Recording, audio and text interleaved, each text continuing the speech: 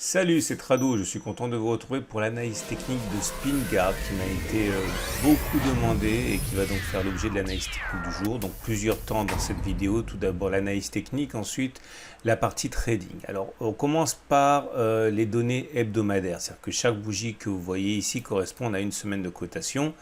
Et comme on peut le constater, la tendance est haussière. Elle est haussière parce qu'on est au-dessus de la moyenne mobile à 20 semaines qui monte et on est au-dessus de la moyenne mobile à 50 semaines qui monte. Dans ces conditions, et tant qu'on sera dans cette configuration, il y a plus de chances que l'on vienne se confronter aux résistances, en l'occurrence les résistances béantes des 2,49, 1,45, que d'avoir une situation où on baisserait dramatiquement. La tendance est encore une fois haussière.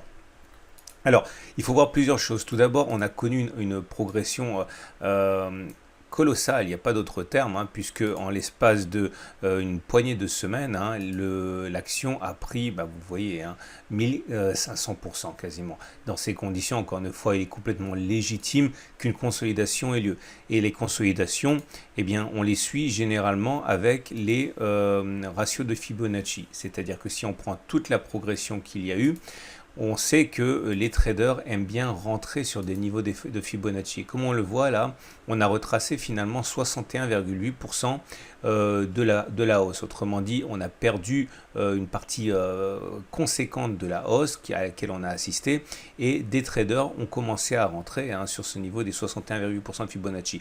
Est-ce que ça veut dire qu'on ne va pas redescendre plus bas? Non, ça ne veut absolument pas dire ça, mais en tout cas, il faut bien comprendre que les traders aiment bien rentrer sur des niveaux de Fibonacci et le niveau des 61,8% a bien réagi. Alors là, il va falloir que je vous présente, si vous êtes débutant, une autre façon de voir les cours. On va passer non pas en chandelier japonais, mais en 3-line break. Ça veut dire que c'est une configuration particulière qui montre si la pression est toujours haussière ou si elle ne l'est plus.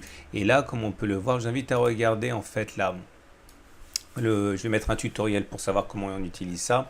Et vous voyez, on est toujours dans une situation où la pression haussière est importante. On ne voit pas sur ces bougies-là encore les effets de la baisse qu'il y a eu. Alors, je vous propose un petit backtest rapide comme ça, hein, juste pour vous montrer en quoi consiste une analyse technique probabiliste. Comme vous pouvez le voir, il y a des successions de bougies rouges et de bougies vertes. Et on va regarder ce qui se passe quand on arrive déjà à inscrire deux bougies vertes. Okay?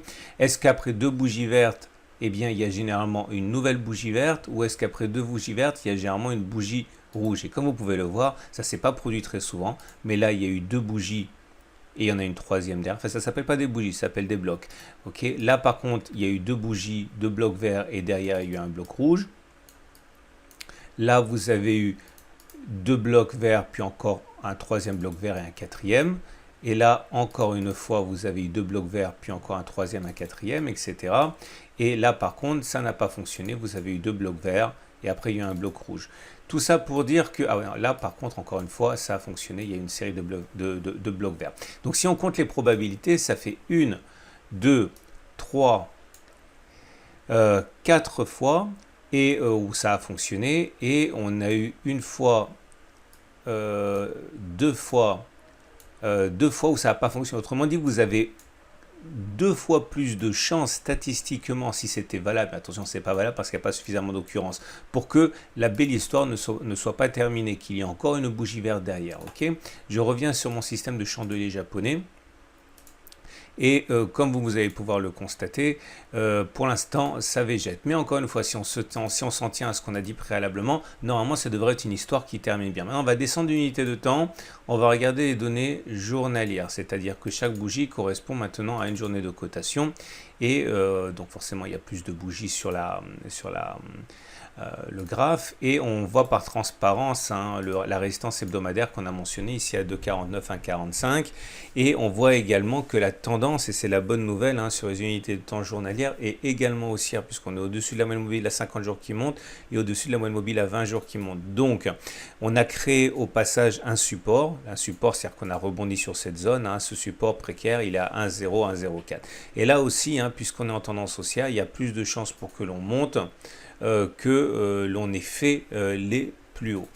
Alors maintenant, le problème dans cette situation, c'est que bon, si vous êtes actionnaire de SpinGuard pour l'instant, il n'y a aucune raison de vendre. Okay, si on devait clôturer, descendre en dessous des 1,0, là par contre ce serait peut-être différent, encore que la tendance resterait haussière, mais bon. Le problème, c'est pour ceux qui voudraient rentrer maintenant. Et ceux qui voudraient rentrer maintenant doivent comprendre que, voilà, en trading, il faut avoir une stratégie telle que vous gagnez plus si vous avez raison que vous ne perdez si vous avez tort.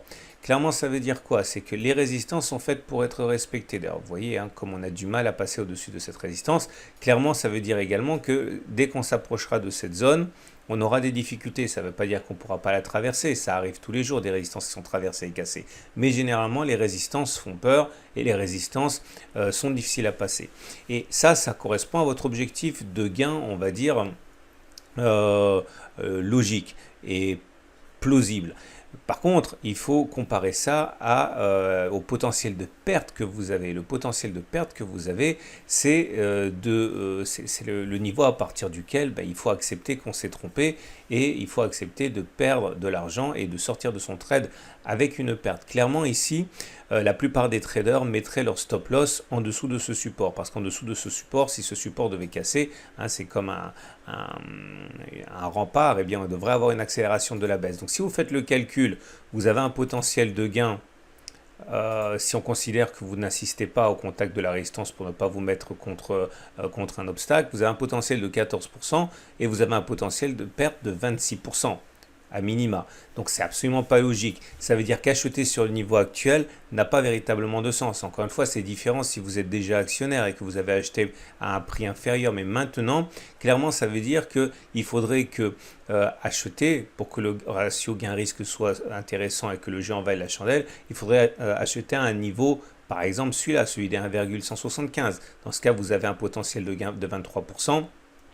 Et si vous mettez un stop loss en dessous du support à 0,93, vous voyez bien que vous risquez de perdre 20%, vous pouvez gagner 22-23%, vous avez un ratio gain-risque qui est à peu près de 1, ça va déjà mieux. Plus vous êtes bas, et plus le ratio gain-risque sera intéressant. Donc clairement, ça veut dire qu'on a trois solutions. Solution numéro 1, on achète maintenant, mais on n'est pas dans une situation extrêmement logique puisque vos premières difficultés sont telles que vous risquez de gagner moins si vous avez raison que vous ne perdez si vous avez un tort. C'est ce qu'on a expliqué. Solution numéro 2, vous attendez qu'on se rapproche du support précaire et idéalement que l'on vienne toucher le support précaire afin d'avoir un bon ratio gain-risque puisque là, si on achète au-dessus du support précaire, au contact du support précaire, on peut espérer gagner 40% à peu près. Avec un stop, mettons à 15%, vous avez un excellent ratio gain-risque. Autre solution, mais c'est vraiment pour les plus patients, attendre que l'on franchisse cet obstacle qui fait peur. Et une fois qu'on aura cassé cet obstacle qui fait peur, à ce moment-là, acheter. Mais là, ça réclame énormément de patience parce que ça voudrait dire que les cours auront pris 100%, ils auront quasiment doublé. Donc voilà. On retiendra surtout que c'est difficile d'acheter logiquement, rationnellement SpinGuard pour l'instant. Beaucoup de traders qui sont intéressés sont déjà rentrés sur le niveau des 61,8% de Fibonacci. D'ailleurs, je le remets, vous voyez comme le rebond a été violent sur les 61,8%. Mais acheter maintenant, encore une fois, vous expose à un ratio gain-risque qui est mauvais, même si, vous l'aurez bien compris, la tendance elle est haussière, donc on a quand même des chances non négligeables de continuer à progresser. Voilà, j'espère que vous avez trouvé de l'intérêt à cette vidéo. Si c'est le cas, n'oubliez pas que vous pouvez vous abonner à mon compte YouTube, vous pouvez vous abonner à mon compte Twitter, à mon compte Boursorama, à mon compte Facebook, ce que vous voulez. Je produis des vidéos tous les jours et je vous apprends à trader de manière logique, rationnelle, comme tous ceux qui sont traders professionnels. Voilà, à très vite pour une autre analyse technique.